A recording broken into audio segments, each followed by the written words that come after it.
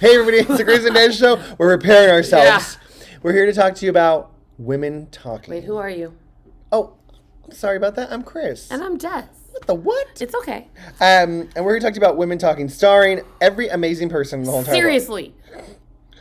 Rooney Mara and Judith Ivey and Claire Foy and Jessie Buckley and Frances McDormand and Ben Whishaw, and so list goes on and on and on. And they're all, we'll talk about it. So Women Talking, and it's directed and written by Sarah Polley. Desiree, what did you think?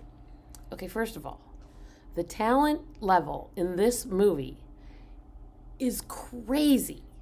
All of these women that he just named could handle star in their own movie all by themselves. Mm-hmm. And they put them all together in the same movie. This is an intense story. It is an intense movie. And all these ladies are in it, 100%. It's a story of this Amish community, for lack of a better word. I don't think it's Amish. Is it Mormon? Technically. I don't know. It just I don't know if they ever isolated say. Religious community. So, Amish. Mormon-y, Amishy kind of, we know what we're talking about. Yeah. And so, there's been some misconduct by the men. She's trying not to spoil it. I'm trying not to.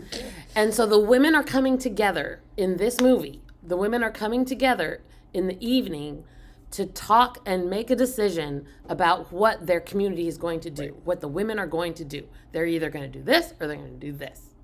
Right. Or they're going to do, like, there's so many, there's like three options. Choices, and then these, like, group of women come together to make the final choice. And that's what we see. So, yeah.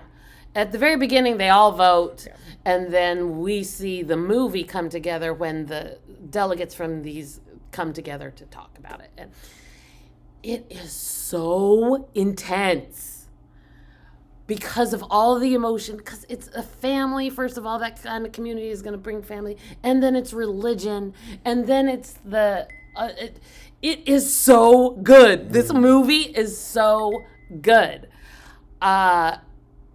What's it rated? I imagine R. Oh, PG-13. Well, because there's nothing bad in it. There's no language. There's no that's true. Sex, drugs, or anything. Well, the subject matter of what they're talking about is intense. It's intense, yeah. It's not for little people, for sure. But the way they talk about it and how they talk about it and the back and forth is so compelling. I love a movie like this because it's just this isolated moment. It's this isolated night of these people's lives. And it is so good. It is so good. This could be a play.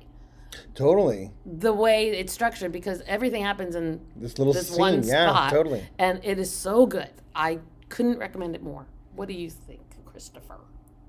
Oh, so it was based on her book. Okay. Oh. All right. I loved it, just like Des is saying. It is. So I was worried at first. I'm like, oh no, is this gonna be super boring? Because I thought just in the commercials, you're like, I get it. We're all sitting in the bar and talking, but how long are we gonna talk for? And it couldn't be more the opposite. It's like, oh my gosh, okay. I know. Okay, it goes. Okay. Oh man. And you go for a ride. It's an hour and 45 minutes, and the perfect time. Not a second. Like, is wasted. It didn't have to be edited 3 hours. so perfectly. First of all, Sarah Polley, who does a really good job directing and writing, she wrote the screenplay. It was based on someone's book, but she wrote the screenplay and she directed it. She wrote and directed. Oh no, what's that one called? Shoot.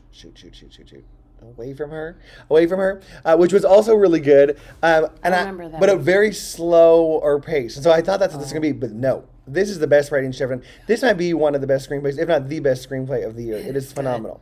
And it is much like Everything Everywhere All at Once in that it is this amazing cast, everyone giving the best performance they've ever given. Seriously. With this amazing script, amazing director. It's like everybody at the top of their game. Yeah.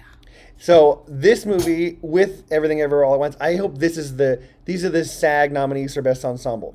How can they not be? Yeah, because they are phenomenal. These ladies, we were talking about, like, who my sister and I went and saw it, and I was like, wait, who is going to get nominated? Because they all could be nominated for this movie. For sure. Jessie Buckley has this like big, hard part. Claire Foy at the beginning has this part. And then I loved Rooney Mara in it as well too. Oh yeah. She's so like the even-tempered one, but you need that with the energy from these other ladies coming in.